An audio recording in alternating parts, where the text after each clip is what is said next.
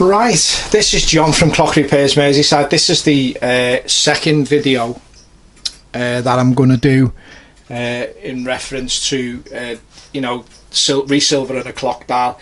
I've decided I'm going to start right at the beginning always of where the thing is.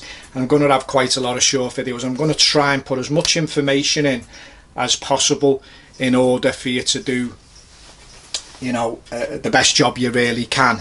Now, you've all seen this clock before.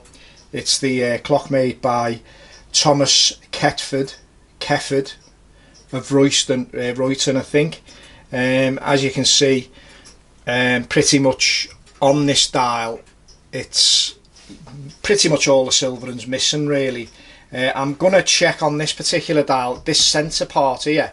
I'm going to see, is that being silvered, because there's some real discoloration there. I mean, which is, it's quite bad. I've often seen them where the whole thing is silvered and that. But what I'm going to do on this particular video, I'm going to take the clock dial to pieces, ready to get everything silvered. I'm going to completely take it to pieces, take the movements off, and then I'll probably do another smaller video on the movement situation and just sort of after, because the actual guy who owns this clock is going to be probably watching this anyway, so it's always good to have some videos for him as well. I mean, it really helps, lets people see what we actually do. Anyway, let's get started. The first thing you're going to be doing is really, what I would do with, I would put one of these tubs just behind it, so that the back cock, which is actually broke on this anyway, is not touching the the bench and bending and stuff like that. Right, the first thing we can do is, I'll zoom in a little bit for you. Just got myself another camera.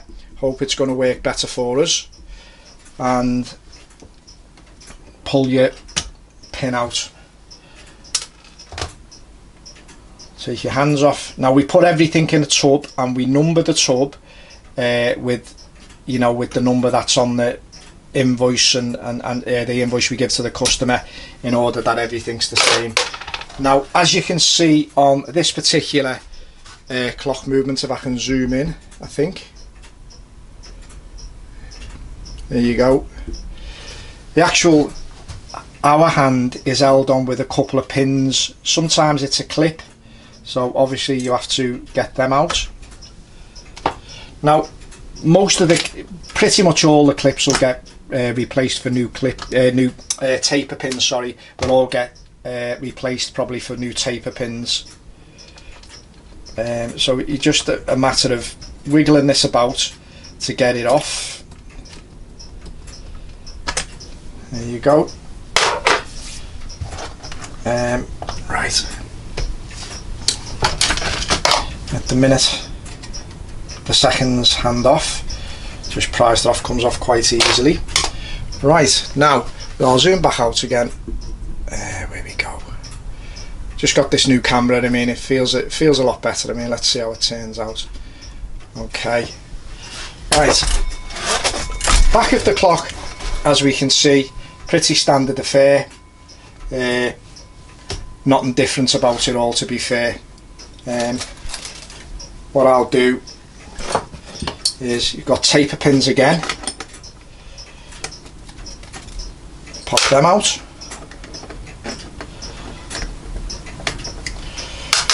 This type of pliers is better for doing that. As you can see, these are probably older than me. We'd just pop that out, pop that out, and then literally the movement, nothing else on the front there to come off. So now we're just gonna prise this movement off. Okay, and there's your movement, which I'll go through. Another reason I'm going to go through it, you can see. Anyway, we'll save that for another video.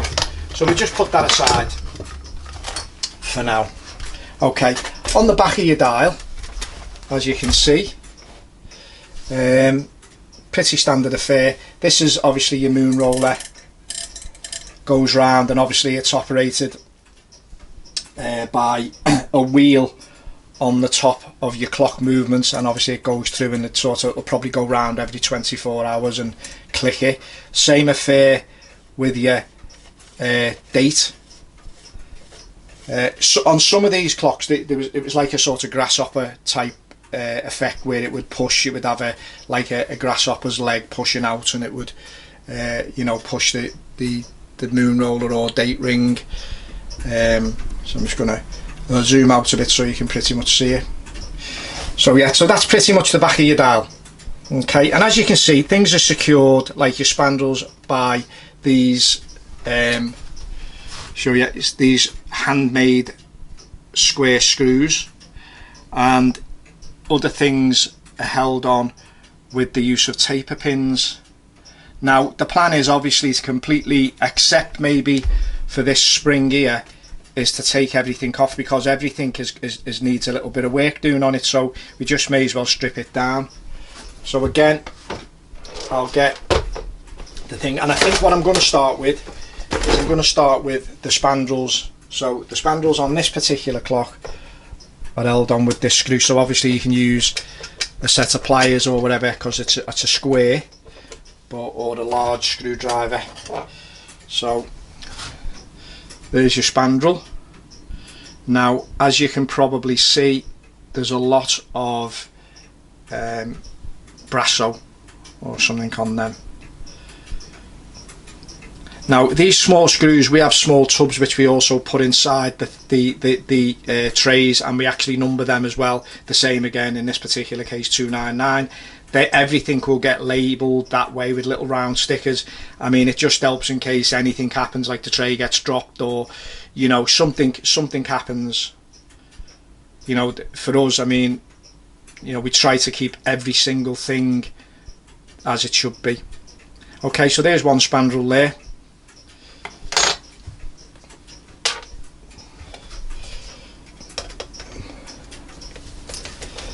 There's your other. So that's pretty. I'll just whip all these off for the saving of time. You can actually feel some of them, I mean, they're a bit more put on than others. I put my hand around the bottom of the screwdriver to try and so it doesn't slip.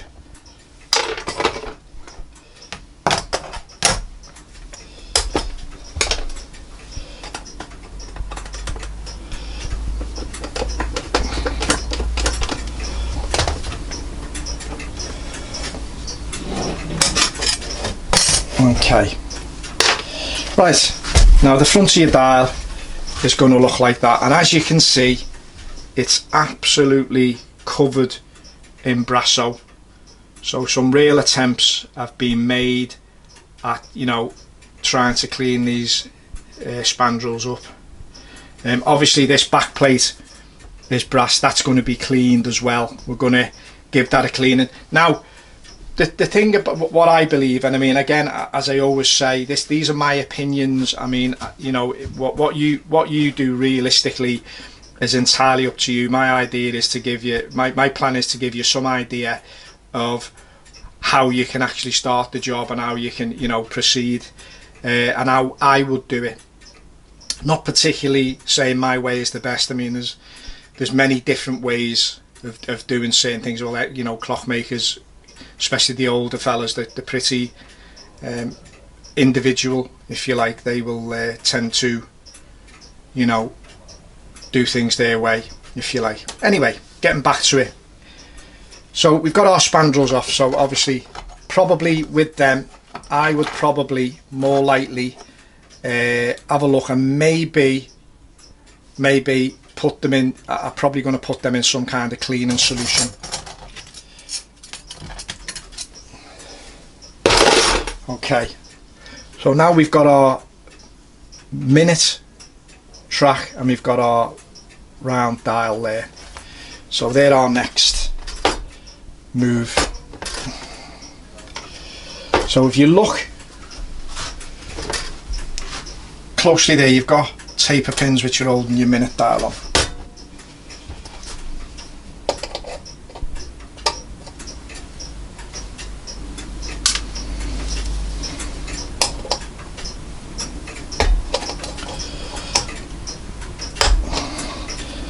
looks like we've got one with a bit of a problem. So what I'm going to actually do, I'm going to actually take the date ring off. So again, screw, that should pop off like so. Again, if you look at that, really needs silvering. Seems to be some other loss in the elephant wax. Right, so now obviously this is where things can become a bit tricky.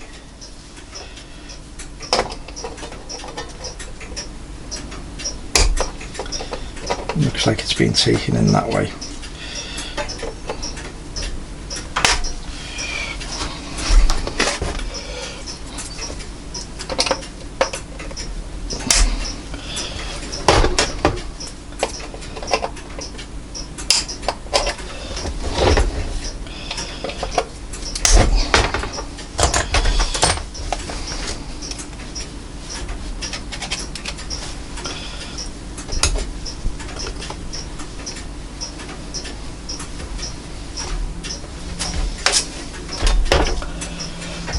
Right, I think also what I'm going to do at this point is I'm going to take off our moon roller. Again, it looks like someone's cut the pins off for something that could have been done many years ago really.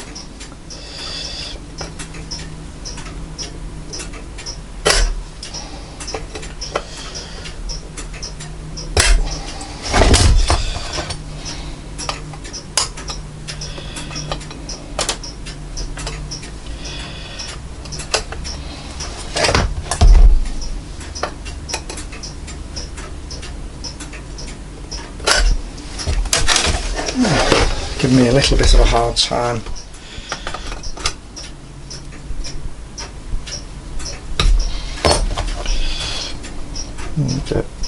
Is it the other way? Ah, okay.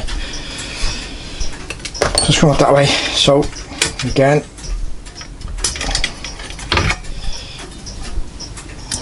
there's that off. Show you. Some work on the silvering. Going to be really careful here. We don't want to be damaging the paint, the paintwork, the artwork. Really, if we can help. But if we do, we'll have to obviously touch it in. But there's that. Okay, so now we're left with this minute track.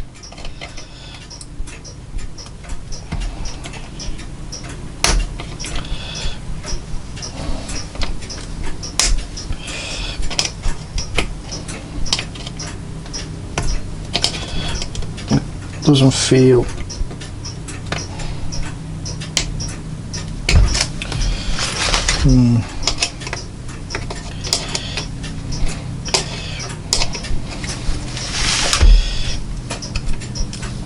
okay, anyway, what I'm going to do, I'm going to do that off camera at some point. I mean, anyway, so this is where we're at for now. I'll take that off again, but because obviously the pin. Right, the next thing to take off is the chapter ring. Right, chapter ring, again, put on with pins.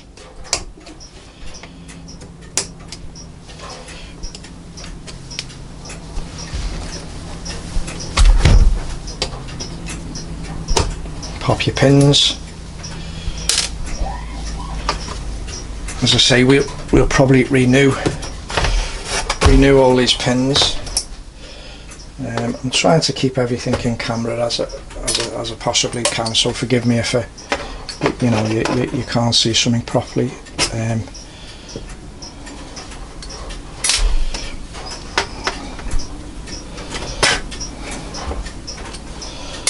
Right, so there's all the pins out your chapter ring, and your chapter ring now will come off. So there is the dial. Now, as you can see, this dial, it's got very little silvering on it. Your actual numerals, which are obviously elephant wax. Elephant wax has got nothing to do with animals whatsoever, it's just the colour. That seems pretty much intact. Now, often with this type of dial, an engraved dial, I mean, you can only really silver an engraved dial really with good results. I mean, the other dials that I've got the hand painted on or whatever it is, they do transfer or whatever. I mean, as soon as you start putting sandpaper near them, that, or wet and dry or wire wool, whatever, it's gone. It's gone.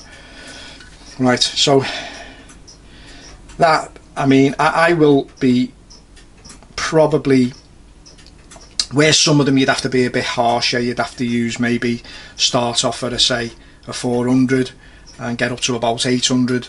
I mean, I always finish off by going all the way around them with a 0 wire wool. I mean, it just gives it a better effect. I mean, obviously as well, I mean, wear gloves, you know, for your hands. I mean, these are just little things, wear gloves, because you will get problems. And you know, don't think that you're always going to get it right first time. I mean, because what you've got to also understand is that these clocks have been around for so long that there's a probability that you know, they've cleaned them with anything, and we know for a fact that this has been cleaned with all manner of whatever, so I've no doubt there's been bleach, there's been this, there's been that, there's been the other. So we're going to use a bit of wet and dry, and we're going to put it, stoop it in a bowl. We're going to get more ready. Obviously I've got to do these videos in stages because, you know, there's a lot of setting up an organisation to do. It's not just, you know, I've got to obviously understand it's for the camera as well, so, you know, we have to keep stopping and starting rather than doing that. I'm trying to get each video the way they are so that the videos just run on for you. But yeah, so that's pretty much it, was taken away. Okay, so pop that aside, and then that'll be I'll do a video on what I do with that. Right, this here, I think it's been brass, but to be honest with you, I don't know. I mean, it's always a bit of a problem with these really when you know, I mean, this looks severely, I'm going to try to clean it. I mean, I think the whole thing is I mean, is to get the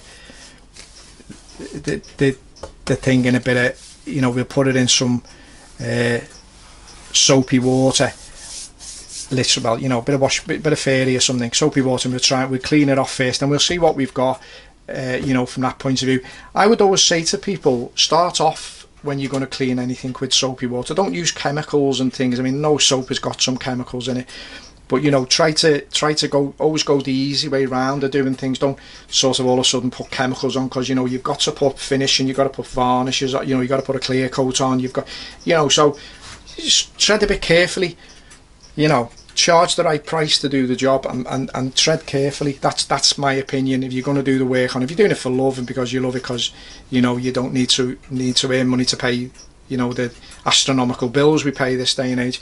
But what I'm saying is, just tread carefully. I would assume the dial was the same colour as the interior of the minute dial, so I think I'm going to try and get that back to brass if I can. I'm going to get the best results I can with it. I mean, this is also another thing I say to my customers, it's got to be best results. We can't, you know, it's sympathetic, you know, obviously it looks great, it looks good, but, you know, this clock, and it, you know, it's hundreds of years old. I mean, there's 100 years, couple of wars, what have you. We do our very, very best with it all. By no means do things end up perfect, especially with older clocks. I mean, they all have the war wounds and one thing and another. But that's pretty much it. As I say, I'll get that minute chapter ring off, and that'll be resilvered as well. Pretty much the same as, you know, pretty much the same as the chapter ring as well. We try to colour match if we can, although often the smaller chapter ring ends up looking a bit brighter. But yeah, that's where we're at with that. But that's going to be some light scrubbing, I think, first and foremost. As you can see, oh yeah, and probably we may pop out these brass collars. They look like they'll just pop out. Again, it's something I'll do off camera. But yeah, but that's pretty much it. There's your dial ready to work. It's in all them pieces. The good thing about the older clocks is the dials come off in pieces, so, you know, you can pretty much do what you want. Anyway, this is John from Clock Repairs Merseyside. This is video number 2. So maybe if you like my videos, you could leave me a like and subscribe to me. That's always very helpful. And also, I'm happy to take nice questions or, you know, friendly criticism. of anything we do. As I say, I'm not my way's not the only way. I'm certainly not the best. I mean, you know, I know a few very eminent clock makers and clock restorers, but yeah, you know, I'm quite happy to answer as many questions if I can. And there you go. And anything you may be unsure of in things, but as I say, I'm going to have these videos where I'm cramming as much information in as I can, so that, you know, it just doesn't look like a quick video. It's a pretty much, you know, right from the start, right with everything. There it is. That's how, you know, that's what's going to happen in this workshop. And as I say, it's also beneficial to our customer as well. It shows them what we're doing. Anyway, this is John from Clock Repairs Merseyside, and this dial is ready to start work. And as I say, we'll be doing it in stages, so there's probably going to be quite a lot of videos to this. Anyway, you have a great day. Thank you.